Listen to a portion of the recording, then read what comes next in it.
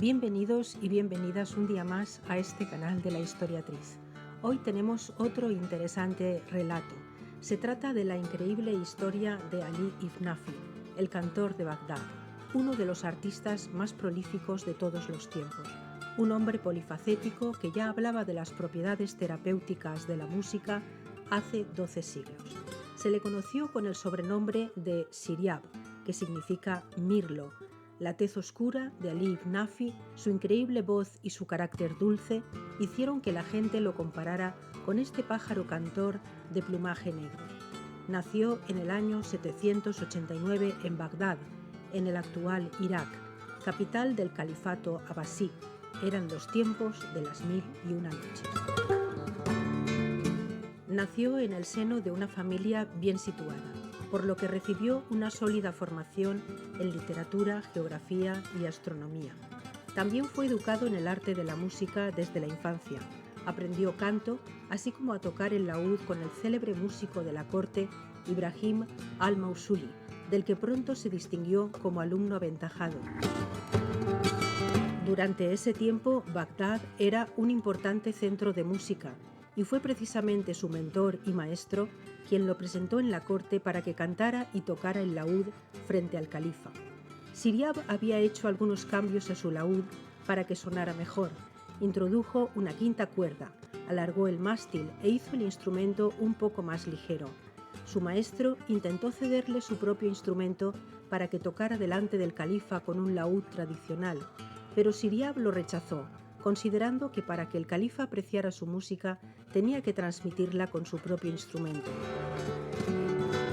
Esta acción ya molestó profundamente a su mentor, pero cuando Siryab empezó a tocar y todo el mundo quedó boquiabierto, dejando impresionado al califa con su música y su canto, al-Mausuli se dio cuenta de que el discípulo había superado al maestro. Los celos se apoderaron de él. Sabía que su reputación como músico y cantor de la corte podían tener los días contados. Quería que Siryab abandonara Bagdad a toda costa, y con su influencia no dejó de boicotear su música. Al poco tiempo falleció el califa, y la guerra que se desató entre sus dos hijos provocó una gran inestabilidad política, que unida a las desavenencias que Siryab ya tenía con su maestro, hicieron que finalmente tomara la decisión de abandonar su querida Bagdad. La marcha de Bagdad convirtió a Siryab en un músico errante. Su largo peregrinar lo enriqueció aún más musicalmente, a través de conocer cantos ancestrales de distintas latitudes que incorporó a su música. Viajó por tierras de Siria, Egipto y Túnez, donde residió por un tiempo en la corte del emir. Su talento musical era reconocido, pero los ingresos que recibía por sus actuaciones eran muy bajos. Tampoco tenía buena sintonía con el emir. Había perdido su favor y su protección, habiendo sido sentenciado a recibir latigazos cuando el emir se sintió ofendido por unos versos que Siryab recitó acompañado de su música.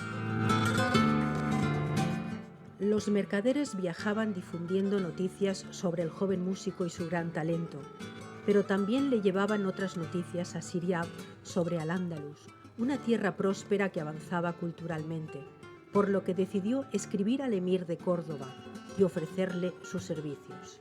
Le encomendó la entrega de la carta a un mercader al que pagó las monedas que tenía en aquel momento, con pocas esperanzas de recibir respuesta.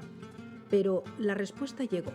Llegó con unas condiciones inimaginables para el joven músico, que hasta el momento apenas podía subsistir, por lo que Siryab no tuvo mucho que pensar y pronto partió hacia la península ibérica cargado con el poco equipaje que tenía y con la esperanza de una vida mejor.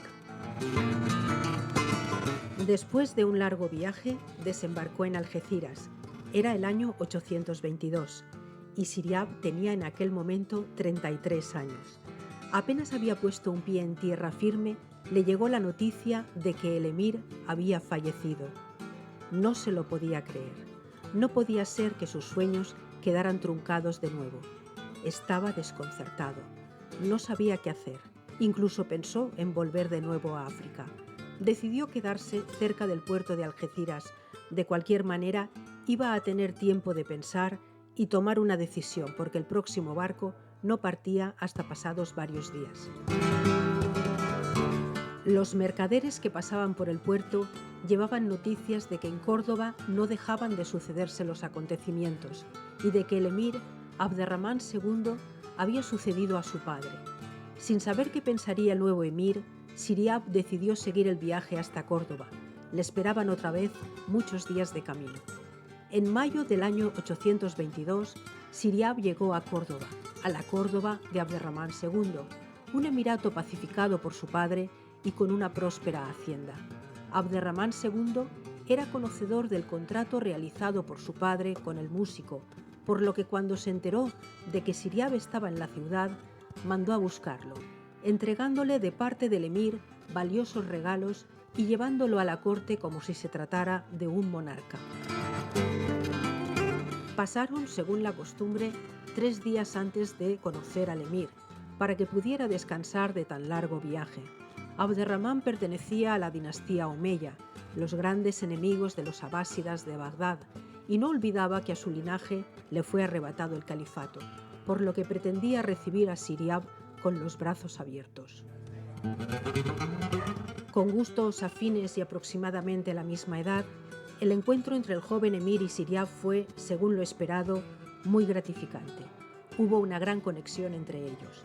Al emir, Ziryab le pareció un personaje extravagante que llamaba la atención y en el que apreció una gran cantidad de cualidades. Se vio inmediatamente seducido por su genio musical, sus conocimientos y sus costumbres extremadamente refinadas. La idea del nuevo emir era convertir Córdoba en una de las ciudades más importantes y vio en Ziryab la posibilidad de darle a la capital omeya, siempre dada la ostentación con un lujo inaudito, un toque oriental de refinamiento y exotismo, por lo que no dudó en ofrecerle una pensión de 200 dinares al mes, un palacio y el usufructo de algunas tierras prósperas de Córdoba. Ziryab tenía total libertad para desarrollar su arte y sus dotes musicales, y aunque ciertamente en la corte abasí de Bagdad alcanzó gran reconocimiento, fue Córdoba la que experimentó una gran revolución con su presencia, introduciendo cambios y refinadas costumbres orientales, dejándonos algunas tradiciones y una forma de concebir la vida que, ahora veremos, se han mantenido hasta la actualidad. Sus innovaciones musicales tuvieron una gran influencia para definir la musicalidad andalusí. Empezaron a sonar en Al-Ándalus melodías orientales de origen greco-persa que se convertirían en la base de la música tradicional de una gran parte de la península ibérica, siendo Ziryab el precursor del flamenco. Al laúd oriental, que ya le había añadido una quinta cuerda, siguió mejorándolo en su afán de perfeccionar el sonido. Pesaba 1/3 menos que los laúdes convencionales y sustituyó las púas de madera con las que punteaba o rasgaba las cuerdas por otras hechas con los cañones de las plumas del águila, mucho más flexibles. Con cada cambio, Ziryab aumentaba las posibilidades expresivas del instrumento, dando origen con ello a la guitarra española. Su pasión por la música y el canto, se cuenta que conocía de memoria más de 1000 canciones que ejecutaba con su instrumento, le llevó a fundar en Córdoba uno de los primeros conservatorios de música del mundo, para poder transmitir y compartir su arte, siendo un gran pedagogo a la hora de formar discípulos. Incorporó a la escuela estudiantes tanto masculinos como femeninos, a los que evaluaba con unas pruebas y una vez admitidos eran sometidos a un duro aprendizaje. Ziryab no dudaba en poner una pieza de madera en la boca o atar una cuerda a la cintura para mejorar la capacidad vocal y pulmonar, todo hasta conseguir la perfección. Entre sus discípulos se encontraban sus hijos. Ziryab tuvo 8 hijos y 2 hijas. La mayoría de ellos estuvieron relacionados con el mundo de la música, alcanzando gran popularidad. Fueron ellos, precisamente, la principal fuente de transmisión, manteniendo abierto el conservatorio de su padre y difundiendo su escuela. Ziryab adquirió un gran prestigio y, amparado por el emir, tuvo, como ya hemos dicho, carta blanca para innovar. Y una de sus grandes aportaciones se dio en la gastronomía, creando una nueva cocina que fusionaba los productos típicos de Oriente con los de Al-Ándalus. además de establecer un protocolo y un orden a la hora de servir los platos. Antes de su llegada, la comida se servía toda a la vez en distintas bandejas y directamente sobre la mesa al estilo de la antigua Roma. Siriab estableció que los platos fueran servidos en manteles de fino cuero, que era como se hacía en Bagdad, lo cual hizo que el arte de trabajar este material, el cuero, cobrara en Córdoba una tradición de siglos y que el menú estuviera compuesto de 3 platos separados que no mezclaran los manjares: primer plato, segundo plato o plato principal y postre. Introdujo el uso de los frutos secos como un ingrediente más, los espárragos trigueros, que hasta ese momento no se consideraban comestibles, el agua de rosas, la flor de azahar o las violetas en la repostería, y popularizó los rabos de pasas para mejorar la memoria. Fue el creador también de platos típicos como el pisto. Además, se le atribuye el invento de las albóndigas para poder comer un trozo de carne de manera delicada mientras se realizaban otras tareas. Siriab implantó el uso del vidrio en copas y vasos para poder ver el contenido y evitar el sabor metálico de los materiales usados hasta entonces. Opinaba que beber vino en copas de metal desmerecía el sabor de tan particular bebida y que servido en una copa de cristal hacía despertar los 5 sentidos, creándose también una industria del vidrio en Córdoba a partir de ese momento. Y sí, se bebía vino de manera generalizada entre la población musulmana, y no solo eso, sino también licor, que se servía en diminutas copas como colofón de un banquete, pese a la crítica de eruditos religiosos por estas transgresiones de la ley coránica. A Siriab le debemos también el calendario de la moda. Deslumbró a toda la sociedad de la época con su forma de vestir y su refinada manera de actuar. Marcaba los patrones de lo que era y no era elegante. Extendió el uso de distintos atuendos y colores conforme a las estaciones del año y el clima, así como diferentes vestimentas para las mañanas, las tardes y las noches. De manera generalizada se utilizaba el blanco para el verano, telas coloridas con toques exóticos en primavera y colores más oscuros en otoño y en invierno. El propio emir lucía distintos modelos según las pautas que había dictado Siriab, y para ello se abastecía de hermosos materiales como la seda, que llegaban a Al-Ándalus aprovechando las fructuosas relaciones comerciales de la época. Siriab no solo creó tendencia en la moda, sino también en los peinados, la higiene y las buenas maneras, que sus alumnos y sus descendientes trasladaron por toda Europa y el norte de África. Hay que recordar que él venía de la corte del califa, donde había vivido el lujo y el exotismo oriental.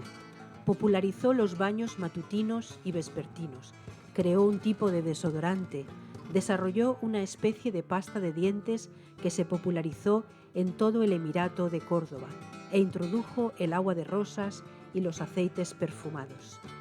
Sin ninguna duda, Siriab fue uno de los responsables del refinamiento que consiguió Al-Ándalus en el siglo IX. Cuando en Europa ni se lavaban, Córdoba tenía 600 baños públicos. En cuanto a formas de entretenimiento, en su continua inquietud por traer nuevas ideas desde Oriente, introdujo un juego de origen persa e indio, el ajedrez, que por su carácter estratégico tuvo muy buena acogida. En fin, es cierto que Abderramán fue un gran mecenas de las artes y Siriab tuvo gran libertad para sus creaciones, pero también lo es que el carisma de Siriab, su talento y su continua inquietud por innovar hicieron que su figura brillara sobremanera en esa corte cordobesa y que se le recordara durante siglos como uno de los más grandes músicos y adalides del buen gusto, que influyó en la gastronomía, en la moda y en las buenas maneras, influencia que se dejó sentir tanto en la corte como en la sociedad en general, llegando su legado hasta nuestros días. Nunca le tentó ni la política ni el poder, ni quiso inmiscuirse en las intrigas palaciegas. Tan solo se dedicó y logró materializar el sueño de su mecenas, Abderramán II, y el suyo propio. Siriab nunca abandonó Córdoba, donde falleció el 27 de enero del año 857 a los 68 años. Su muerte fue llorada por todos, siendo acompañado hasta su última morada incluso por el emir, entonces Mohamed I, hijo y sucesor de Abderramán, y por todo su séquito. La ciudad de Córdoba alberga numerosas dedicaciones a este músico y hombre polifacético, amado y admirado, como un monumento, el Conservatorio Profesional de Música, el coro e incluso una plaza que lleva su nombre. El laúd fue su fiel compañero y desde su llegada a la capital omeya el rasqueo de cuerdas no ha cesado, convirtiéndola en cuna de algunos de los mejores guitarristas del mundo. Y bien, es el momento de la despedida, porque la historia de hoy llega a su fin. Recuerda, lo que pasó ayer ya pertenece al pasado y hoy tienes una nueva oportunidad. Cada día puedes transformar tu historia. Hasta pronto.